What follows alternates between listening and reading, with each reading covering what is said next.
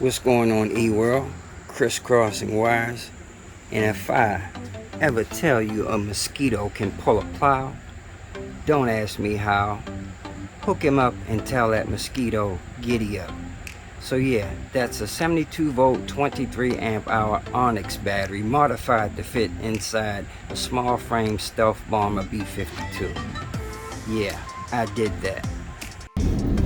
What's going on, E-World? Good morning time, good afternoon time, good evening time, whatever the case may be in your part of the world. I'm going to have a little discussion about motors and why, in my opinion, direct drives are the best motors to use.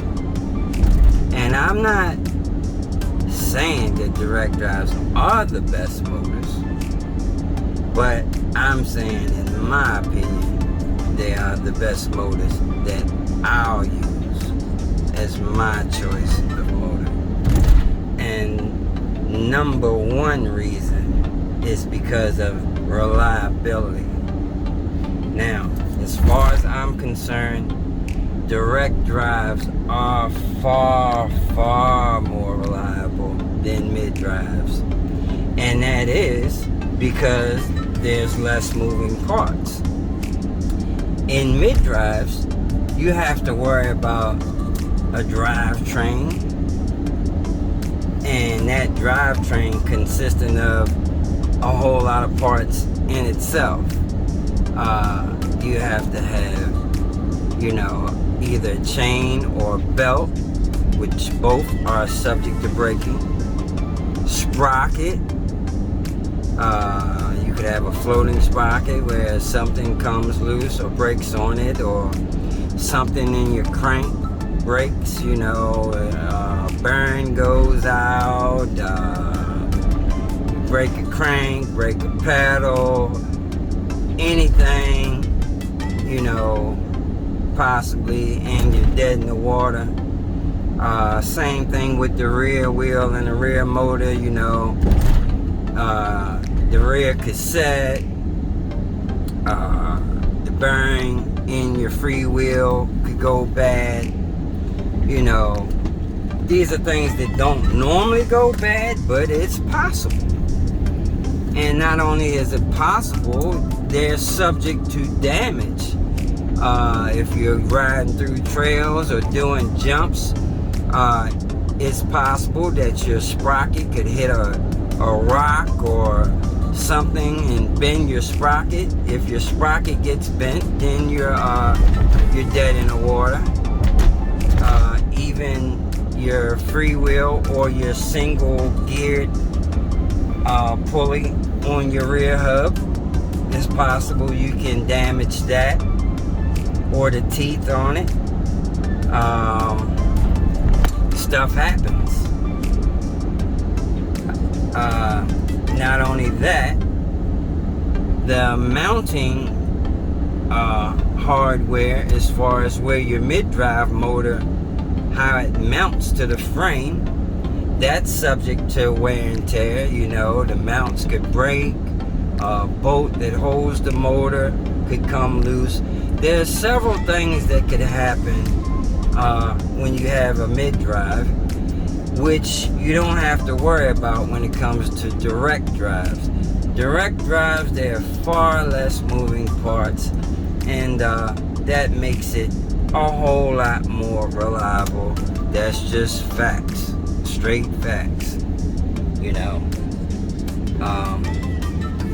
It's really hard to damage a direct drive unless you're someone like me, for instance, who may be overpowering your motor. And the motor I have now, that would even be a hard feat to accomplish.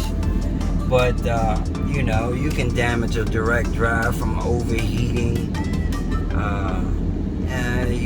burn some coils, or what normally happens, burn up a hall sensor.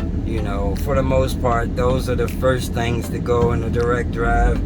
Even if you have some overheating occurring, most of the time you're going to damage a hall sensor first before you damage the motor. What else? Another reason why I will always prefer a direct drive over a mid-drive, although there's some mid-drives that offer this now, Suron being one of them, but not all of them do. And that's regenerative braking. Obviously an e-brake is very, very beneficial.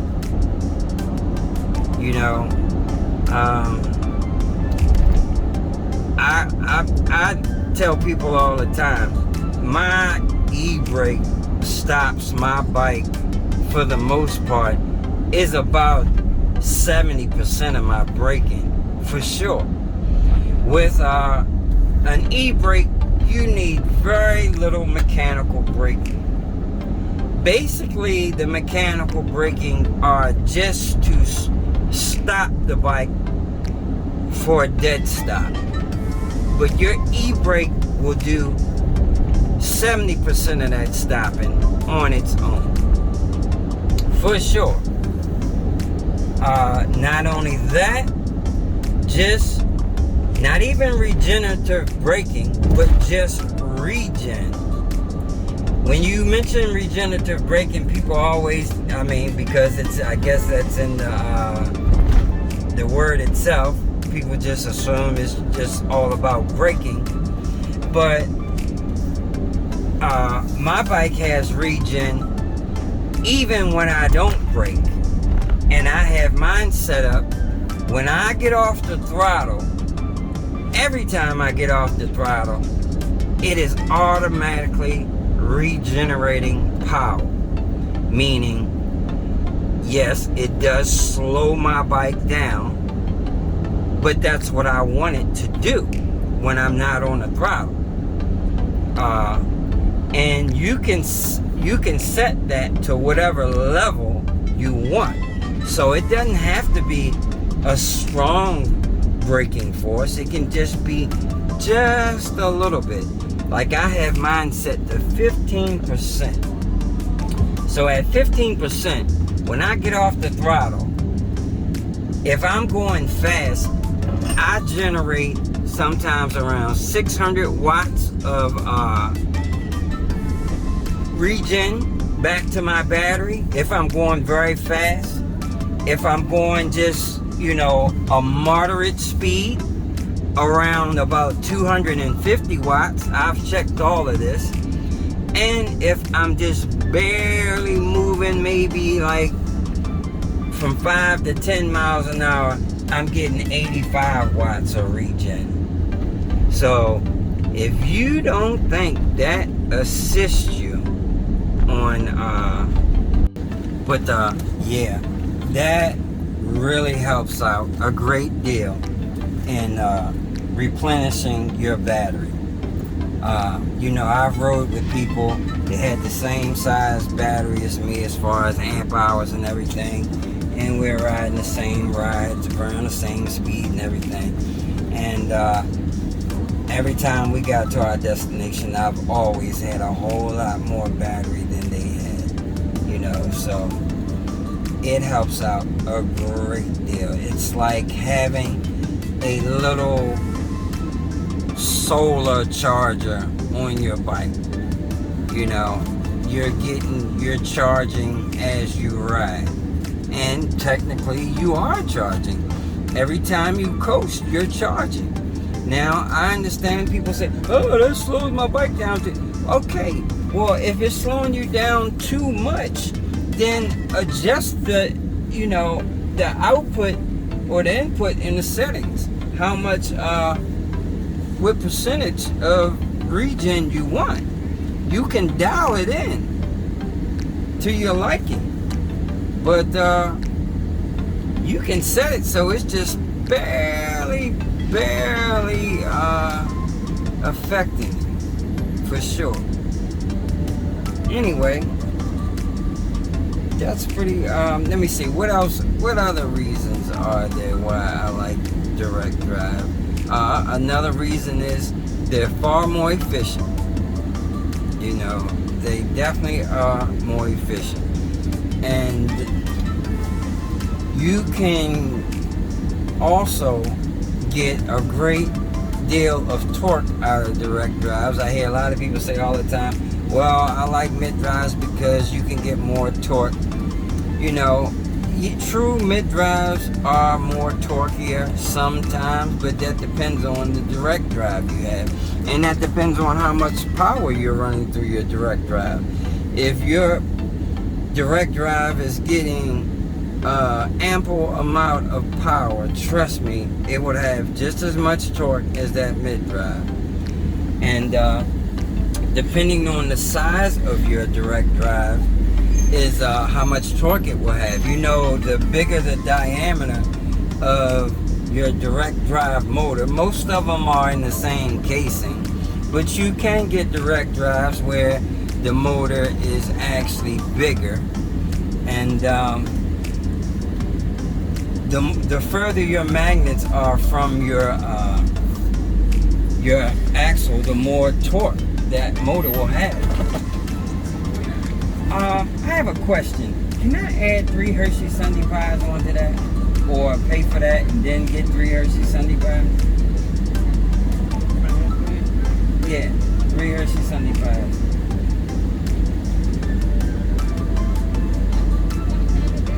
Sorry about that.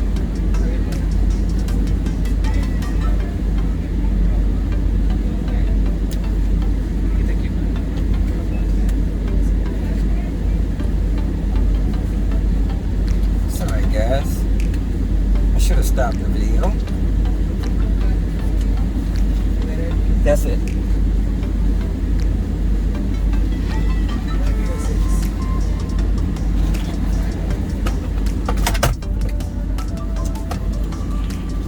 Man, I hate when I ain't got no change. Oh yeah, I do.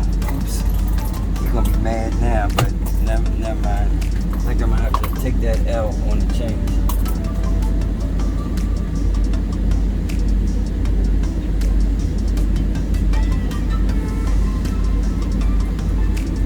Yeah, I wanted to take the L on the change. I waited too late. I'm not gonna be a butthead after I told him no. I know most people say, "Oh, I got the change," but man, I already counted out the change.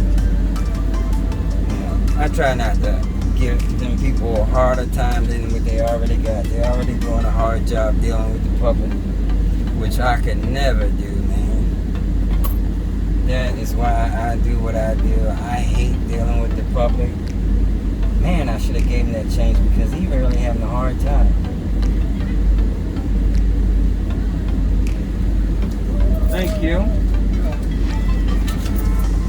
Yeah, he had to crack over the change. But yeah, fellas, the further the magnets are, thank you, away from your axle. All right, thank you. You too. The further the magnets are away from the axle, the more torque a direct drive has. And, you know, that's just physics. You know, that's like leverage. It's like a lever. The longer a lever you have, the more force you can apply on whatever you're trying to lift or raise or pry open or whatever, you know. So that works the same as far as, you know, how far those magnets are from the center. So that is why I like that QS273, because not only can that motor handle a lot more power, it is a whole lot bigger than the 205s. So when people start talking about torque and all that, I don't worry about any of that because my motor is about 20% bigger alone. So if I put the same amount of power in my motor as someone put in a QS205, I will get more torque just because of the circumference of my motor. I said the diameter, but I mean all that works into play. But the total circumference of the motor, you know, even the diameter, still from the center to the, you know, all it's still the same thing. But yeah, so there's that. What else? Why I like? Oh, another great reason why I would not use a mid-drive as opposed to a direct drive. Man, my direct drive is totally silent. My bike makes hardly any noise when I'm accelerating. All you hear is the tires. There's no hum, there's no whirl, there's no none of that. I mean, there's dead silence. Dead silence. You just hear the tires, the traction as it goes across the ground. That is it. Now, some people don't like that. Some people like to hear a little noise or a little whirl or something. Nah, I like that total silence. It's like a ninja. You ain't gonna hear me coming. If I'm trying to creep on something, I'm creeping. And the fact that I ain't gotta squeeze a mechanical brake and utilize the e-brake you're not going to hear me coming if I don't want you to hear me coming. Now that can be a bad thing too, because in traffic, you know, cars, they're not going to hear you coming, and citizens walking across the street, they're not going to hear you coming either. So you better have a horn or a bell or something, so you're going to be scaring the bejesus out of people when you roll up, because that's how quiet that thing is. Now, I already talked a little bit about efficiency, but supposedly they were saying that mid-drives are more efficient than direct drives. I haven't seen that in my experience. You know, I hate to say it, but these are the facts. My buddy has a Surron with a mid-drive. Awesome bike, awesome setup. He's got a BAC 4000 on it. I mean, that bike runs hard. But he has a huge freaking battery. One of the biggest you can get. It ain't too... I haven't seen nobody with a bigger battery. He's got a 70 amp hour battery. Huge freaking battery. But do you know, when me and him go places and we leave, both of us on a full charge, I have a 40 amp hour, our percentage goes down absolutely the same. If I lean over to him and say, what's your battery percentage? We'll be at the same percentage. Every time, never fails. And a lot of the reason of that is because mid-drives have no coasting ability, hardly at all. When he lets off his throttle, talk about my regen slowing me down. If you have a mid-drive, when you get off of that throttle, that chain, that whole drive system slows that bike way down. So there is no long coasting. You got to constantly be on the throttle with that thing. So I think that's another reason why I get just as much range as he gets with my direct drive. You know what I mean? So, you know, he can tell you. We go places all the time, and my 40 amp hour gives me the same range as that big old 70 amp hour he's got. And I can imagine, man, if I had a 70 amp hour on my bike, man, I'd be able to ride. I could probably ride to Washington, D.C. from where I'm at in Richmond. That might be a little hopeful, but I think I could do it. I may not be going fast doing it, but if I take my time, I believe I may, I don't know, that's a long ways. But I'm pretty sure for a fact if I had a mid-drive, I mean a 70 amp hour, I could get think they gave me, oh my goodness, they gave me, wow. They gave me too much food here. Okay. Alright guys, take it easy, take care, deuces, we out. I was only supposed to get 3 Whoppers. I noticed they gave me 2 bags, but man, this bag is full of burgers and Whoppers and a whole bunch of extra stuff. And this is fried. Deuces, y'all. We out.